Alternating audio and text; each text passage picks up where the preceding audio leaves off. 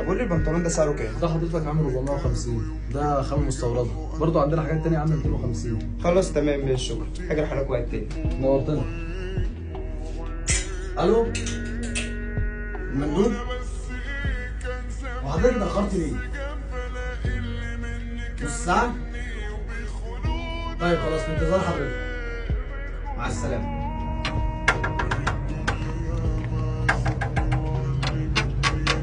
الو، ايه يا اشرف؟ في مندوب هيوصل المحل كمان نص ساعة، لسه سمعتهم بيكلموا دلوقتي. تمام ماشي. سلام.